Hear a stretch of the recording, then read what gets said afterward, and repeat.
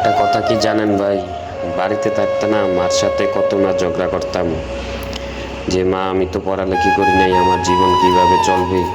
সেই পড়ালেখি না করার জীবন নিয়ে টেনশন বাড়িতে থাকতে সবসময় করতাম। যখন ভাই বাড়ি থেকে এই বিমান পথে পাড়ি দিয়ে এই জায়গায় আসলাম না ভাই, চেন্নাইতে, তারপর ভাই মনে করেন যে মার জন্য অনেক খুব কষ্ট লাগতেছে যে মা এই দুনিয়া দেখাইতে কতজন না কষ্ট করছে আমাদের জন্য, আর আমরা সেই মাকে বাড়িতে কত না জ্বালাইতাম।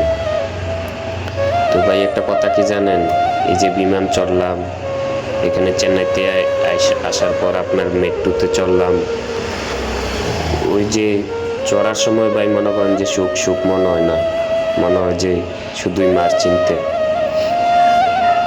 যে মা এত সুন্দর দুনিয়া আমাদেরকে ছোট থেকে লালন পালন করে এত সুন্দর দুনিয়া দেখাইতে এসে, সেই মাকে আমরা ভালো রাখতে পারবো কিনা সবসময় সেই চিন্তা আমাদের মাথাতে থাকে।